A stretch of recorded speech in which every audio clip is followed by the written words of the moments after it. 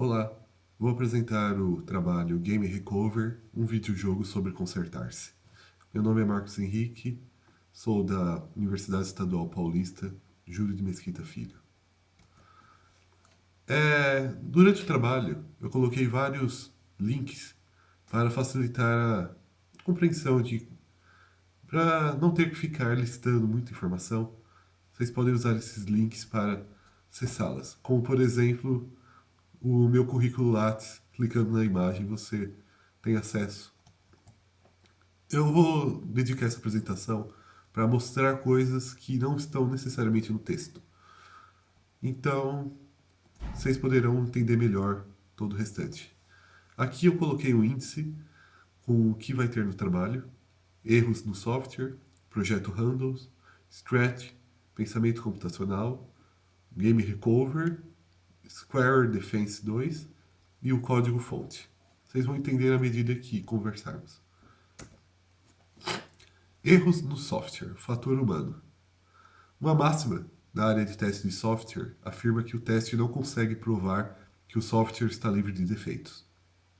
Ele apenas consegue provar que o software possui algum defeito. Quando você trabalha em teste de software, você faz um monte de testes. E o teste ele apenas identifica defeitos, mas nunca garante que os defeitos não existam. Simplesmente você consegue dizer tem, mas não consegue afirmar que agora o software está livre. E outra coisa é, por melhores que sejam as técnicas de modelagem e especificação de software, por mais disciplinada e experiente que seja a equipe de desenvolvimento, sempre haverá um fator que faz com que os erros existam, o erro humano. Então, na área de desenvolver softwares, o fator humano é um fator que gera erros. E é impossível garantir que não existem erros? Idealmente, o programa em teste deveria ser executado com todos os elementos do domínio de entrada, denotado DP, para garantir que não contém defeitos. Mas, em geral, tal abordagem é infactível por causa da cardinalidade de DP. Cardinalidade é o número de elementos. Abaixo eu coloco algumas contas para quem quiser verificar como seria testar um software pequeno e quanto tempo levaria para garantir realmente que ele não possui defeitos.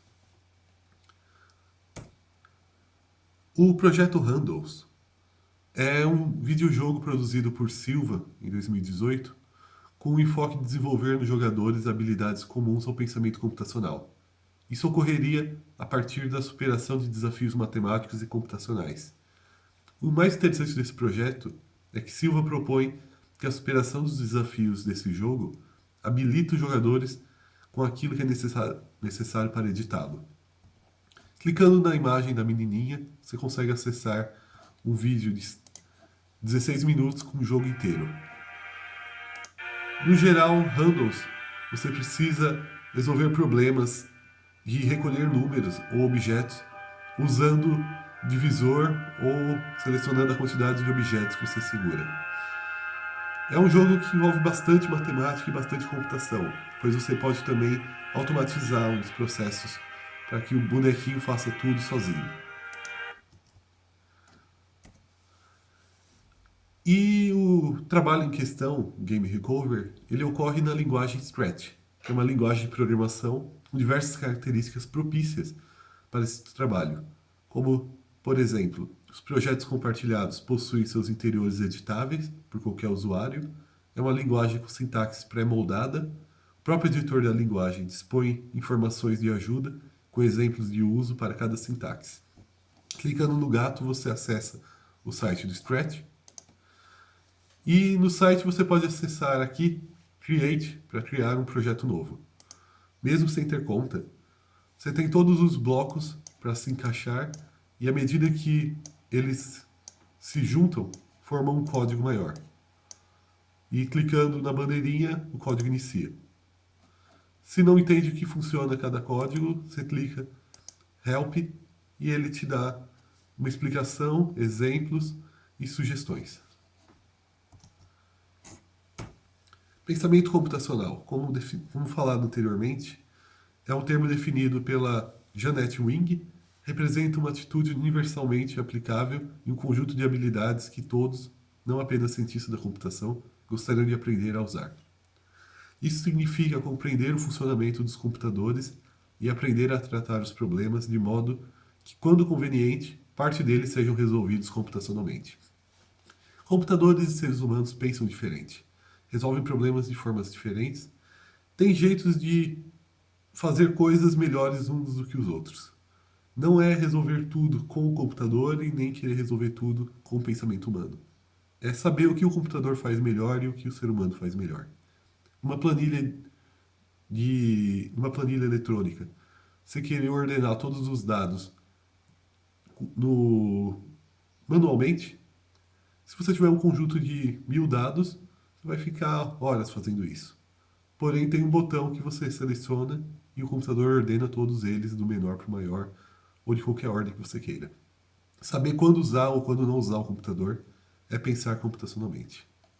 Clicando no cérebro, você acessa o artigo da Janette Wink. É um artigo bastante curto, são apenas 3 páginas que impactaram muito o campo de ensino de ciências da computação. Agora o Game Recover.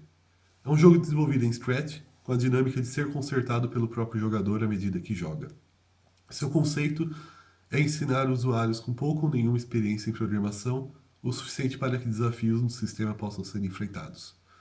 Para isso, utiliza telas de instruções, algumas animadas, outras estáticas, mas sempre referentes ao código-fonte do próprio sistema. Bom, vou abrir o Game Recover para entenderem melhor. Clicando nessa imagem, vocês acessam o jogo. Game Recover é assim. Clique na bandeira verde para iniciar. Para consertar esse jogo, você deve seguir instruções e aprender com elas. Aperte A para avançar a lição, aperte B para voltar uma lição. Localize o ver interior da tela e clique nele. E assim o jogo segue.